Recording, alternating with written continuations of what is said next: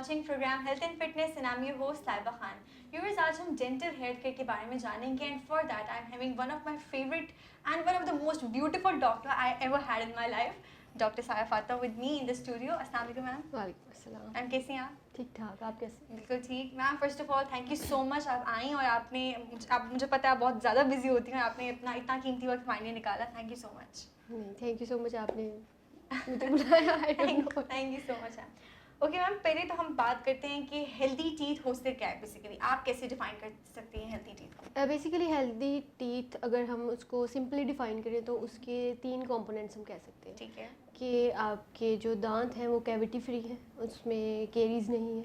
ठीक है. आपके गम्स जो हैं वो उनमें से ब्लीडिंग नहीं होती है. इफ़ यू आर ब्रशिंग, अगर उसमें से ब्लीडिंग हो रही है तो इसका मतलब है कि कोई मसला है. ठीक है. और तीसरा ये है कि आपकी ब्रेथ जो है वो नॉर्मल होनी चाहिए, उसमें स्मेल नहीं होनी चाहिए कोई. सही. तो ma'am can you please एलिब्रेट cavities क्या होती हैं? कैविटीज़ बेसिकली होती हैं हमारा जो दांत है उसके 2 तरह के कंपोनेंट्स होते हैं. ठीक है. एक ऑर्गेनिक होता है और एक इनऑर्गेनिक होता है. ठीक है. इनऑर्गेनिक में ऑब्वियसली हमारे जो कैल्शियम, फॉस्फेट और ये सब आ जाता है. ठीक है. और फ्लोराइड वगैरह आ जाता है उसके साथ. ठीक है. लेकिन जो हमारा इनऑर्गेनिक है उसको बेसिकली स्ट्रेंथन करते हैं ये इनऑर्गेनिक कंपोनेंट्स. ठीक है. सही. जब बेसिकली केरीज होती हैं तो क्या होता है कि बैक्टीरिया अटैक करता है टूथ सरफेस को और वहाँ पे जो फूड डेब्रिज है, ठीक है, इसके लिए वो रिलीज़ करता है कुछ एसिड्स.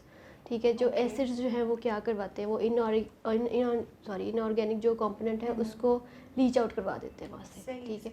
जब वो निकल जाते हैं तो पीछे ऑर्गेनिक कंपोनेंट जो है उसकी स्ट्रेंथ कम हो जाती है.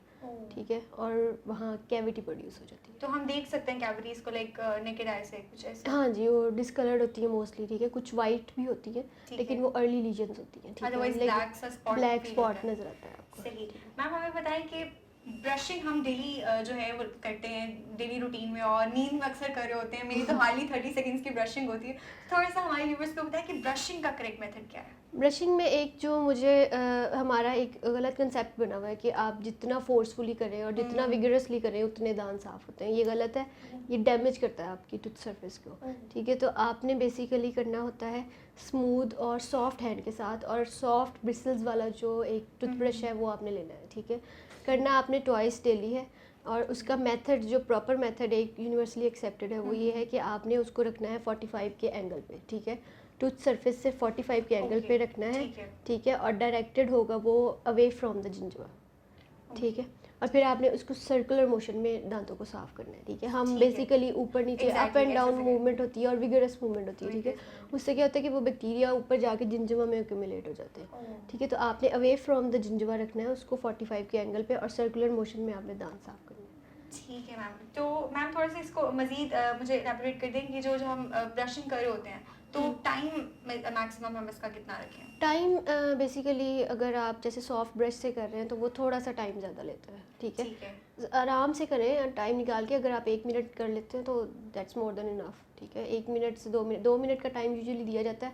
लेकिन 2 मिनट एक हाँ कोई उसको फॉलो नहीं करता. तो 1 मिनट इज़ इनफ. लेकिन आपने हर सरफेस जो है ना वो साफ़ करनी है. ठीक है. आपने बक्कल यानी बाहर वाली साइड जो है वो भी करनी है, लेबियल साइड जो बाहर आ जाती है फ्रंट पे. ठीक है. और आपने अंदर लिंगुअल जो टंग वाली साइड है उसको भी क्लीन करना है. ठीक है. और फिर आपने पीछे एंड वाले दांत तक जाके उसकी डिवाइड टू 4 पार्ट्स और फिर हम एक को हाँ कंप्लीट करें आप उसको. और हर टूथ की हर सरफेस आपने क्लीन करनी है बेसिकली. ठीक है. तो मैम आपने बताया कि ट्वाइस अ डे हम कर सकते हैं, तो मुझे टाइम बताएंगे कौन से टाइम के लिए लाइक इट्स बेटर? हाँ ट्वाइस अ डे आपने करना होता है बिफोर गोइंग टू बेड. ठीक है. And after breakfast. Before breakfast नहीं, आपने आफ्टर ब्रेकफास्ट करना है. क्योंकि अगर आप उससे पहले अगर आप कर रहे हैं तो आप जो है वो कुली करके सिंपल जो है ये रिंस करके जो है ना वो कर सकते हैं. ठीक है. नाश्ता कर लिया और फिर चूँकि नाश्ते के बाद आपका एक काफ़ी गैप आ जाता है. ठीक है. उसके 11-12 बजे तक एटलीस्ट जो है आप फिर आपका मुंह बंद रहता है. तो वो उस टाइम के लिए जो है ना आपने आफ्टर द ब्रेकफास्ट, और क्योंकि आपने रात को सोने से पहले किया होता है तो वो ऐसे जितना उसका नहीं होता. ठीक है. मैम ये जानना चाहेंगे कि is normal brushing sufficient for plaque removal और नॉट? हम ब्रश करके समझते हैं कि बस हमें और किसी डेंटल केयर की ज़रूरत नहीं है, तो इज़ इट ओके? नहीं वैसे ट्वाइस डेली जो है वो काफ़ी रिकमेंडेड यही है कि आपने इतना ही करना है. क्योंकि अगर आप ज़्यादा ब्रशिंग करते हो तो वो भी टूथ सरफेस को डैमेज करता है. ठीक है, लेकिन आपने क्या करना है कि आप 3 दफ़ा भी कर सकते हैं, बट ये है कि आप उससे बेहतर ये है कि आप हर खाने के बाद या चाय के बाद, कॉफ़ी के बाद आप जो है कुल्ली कर लें, रिंस कर लें, ठीक है, ताकि फूड डेब्रिज वहाँ पे रहे ना। जब वो खाना वहाँ पे फंसा रहता है ना, तो फिर वो वहाँ पे बैक्टीरिया जो है वो प्रोड्यूस करता है, वहाँ पे एक्यूमुलेट होते हैं बैक्टीरिया, ठीक है। ठीक है, एक हम दोबारा कैलकुलस और प्ला की मैम बताइए डिफरेंसेस। तो कैलकुलस मैम क्या होता है? कैलकुलस बेसिकली जो है वो है मिनरलाइज्ड डेपोजिशन, मिनरलाइज्ड ठीक है। deposition, अगर प्लैक जो है वो ज़्यादा अरसा रहता है आपके दांतों पे, ठीक आप है। उसको क्लीन नहीं कर रहे तो उसके अंदर मिनरल डेपोजिशन स्टार्ट हो जाती वो है, फिर ठीक है। कैलकुलस में जाता वो है। दांत की सरफेस के साथ चिपक जाता है बिल्कुल, ठीक है, ठीक है। तो फिर वो ब्रश से रिमूव नहीं हो सकता। प्लैक जो है वो रिमूवेबल है विद द ब्रश, ठीक है, लेकिन जो कैलकुलस है वो सिर्फ स्केलिंग के साथ ही हो सकता है। स्केलिंग के साथ, सही सही।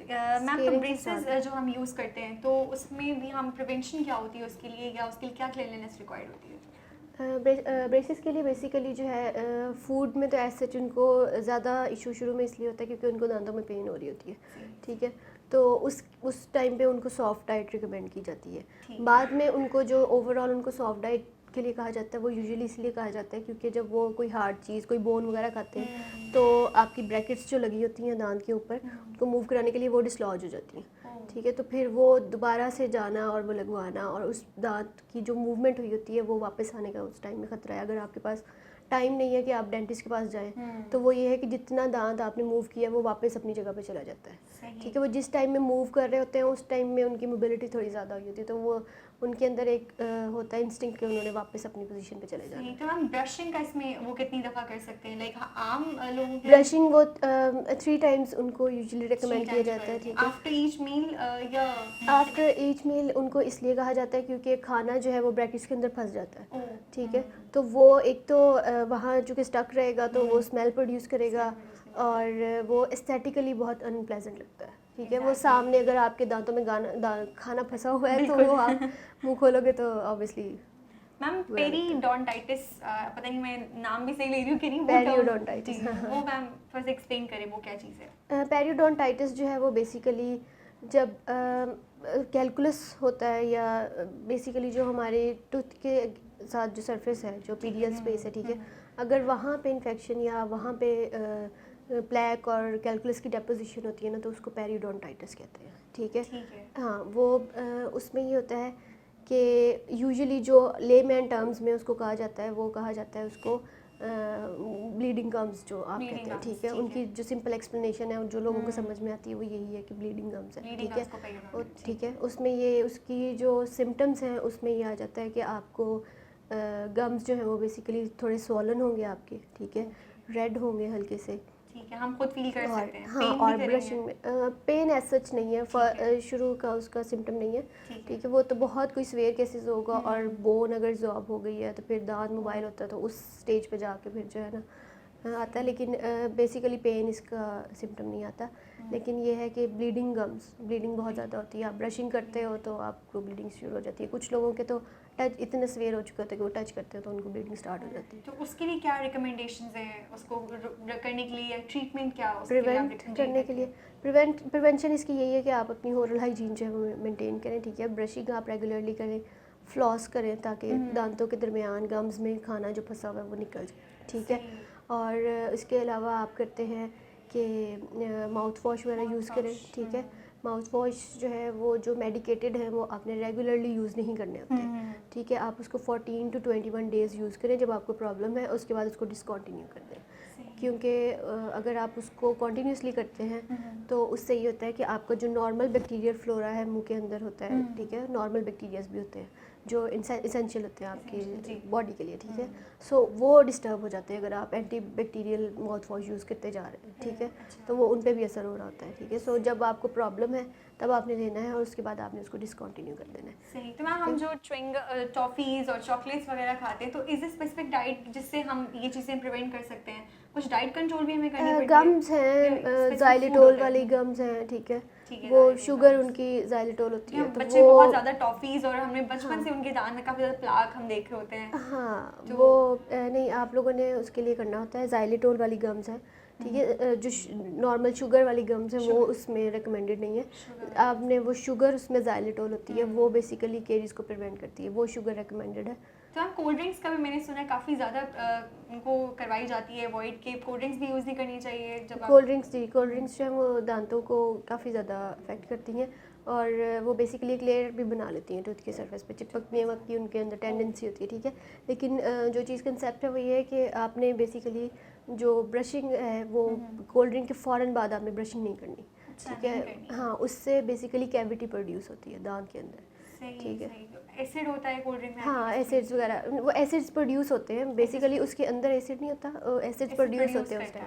ठीक है मैम, तो ये तो मैम सारा चीज़ें एक तरफ हो गई। तो मैं पर्सनली जानना चाहती हूँ कि आप इस फील्ड में आई तो कोई आपको डिफ़िकल्टीज़ या आपने प्लान बनाया था कि मैंने यही करना है, थोड़ा सा हमसे शेयर करें।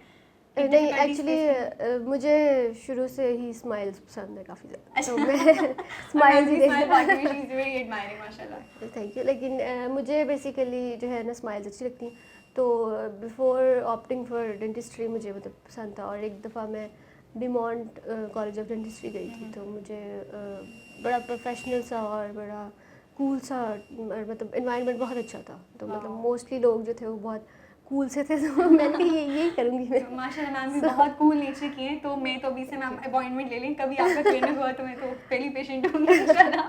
सही है। तो thank you so much ma'am for coming, आप आई। थोड़ा सा एक मैसेज देना चाहती हूँ हमारे व्यूवर्स को, कोई हेल्दी सा टीथ से रिलेटेड या वैसे? हाँ, बस रेगुलरली ब्रश करें और keep up your smile. Thank you so much ma'am, thank you so much for coming. Viewers, I hope आपको आज का इन्फॉर्मेटिव सेशन जो है वो बहुत ही इंटरेस्टिंग लगा होगा। हम अपने व्यूज़ जो हैं वो ज़रूर डीएम कीजिएगा। Till then stay tune to EMT TV for more interesting stuff. Thank you so much. अल्लाह हाफ़िज़।